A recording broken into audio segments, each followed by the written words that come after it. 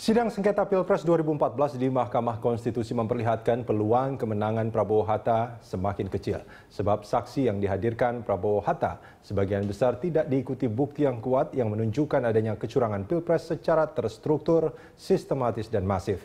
Parpol pendukung Prabowo Hatta yang tergabung dalam Koalisi Merah Putih menyikapi secara beragam realitas sidang MK itu. Pertanyaannya, bagaimana masa depan Koalisi Merah Putih setelah sidang MK? Untuk membahas topik masa depan Koalisi Merah Putih telah hadir di studio politisi dari Partai Golongan Karya, Nudirman Munir, dan nanti juga akan bergabung bersama kita melalui sambungan telepon politisi Partai Amanat Nasional Viva Yoga Mauladi. Bang Nudirman, ini kalau kita bicara soal Koalisi Merah Putih ini sebelumnya pernah disebut sebagai koalisi permanen. Ya. Ini apa dasarnya?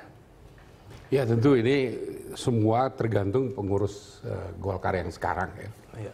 Jadi Koalisi Merah Putih yang sekarang disebut sebagai koalisi permanen, bahwa Ketua Umum Partai Golkar juga sudah menyampaikan Partai Golkar siap berada di luar pemerintahan. Ya. Artinya siap berada di luar bukan berarti tidak siap berada di dalam juga kan? Ya, untuk kepengurusan sekarang sudah jelas dinyatakan seperti itu. Meskipun ada beberapa kader Partai Golkar yang sebetulnya juga sangat menginginkan untuk bergabung bersama pemenang dari Pilpres ini. Ya, tapi itu atas nama kader ya, jadi bukan atas nama partai. Jadi ada perbedaan. Ada berapa banyak yang berbeda seperti itu? Ya, menurut saya tentu kader Partai Golkar kalau itu diambil oleh pemerintahan Jokowi JK itu hal yang wajar. Ya. Karena memang kader-kader terbaik Partai Golkar siap untuk itu. Cuma persoalannya sekarang kalau kader Partai Golkar itu katakanlah biasanya bisa mendapat restu, dia sampaikan kepada Ketua Umum, Pak Ketua Umum saya kebetulan misalnya diminta begini-begini lalu dia ikut dalam pemerintahan, tapi dalam artian bahwa ini di luar dari kebijaksanaan partai. Tapi diperbolehkan gitu tapinya ya? Ya, menurut hemat saya itu diperbolehkan karena nggak ada larangan dalam ADART. Nah, sesudah itu juga dalam PO juga nggak ada larangan. Tapi partai dalam hal ini memang sejarah untuk Partai Golkar kalau memang Partai Golkar melakukan oposisi permanen. Ya, oposisi permanen pakai tanda kutip ya, sepanjang tanda kutipnya apa nih?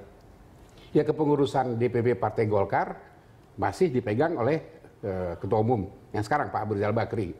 Tapi kalau terjadi peralihan Ketua Umum, apakah melalui Munas yang biasa menurut saya 2015 ya?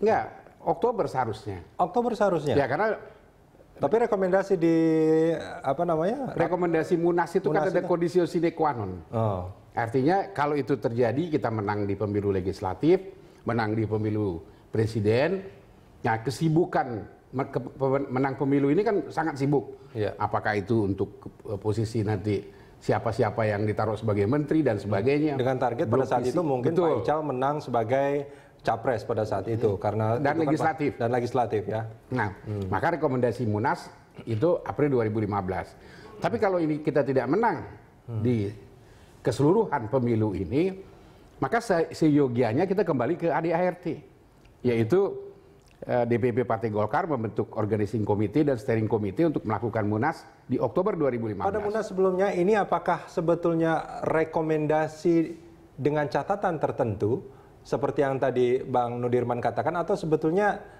tidak ada catatan sama sekali? Ya, sebetulnya begini, waktu itu sebetulnya saya ikut Munas di Pekanbaru ya.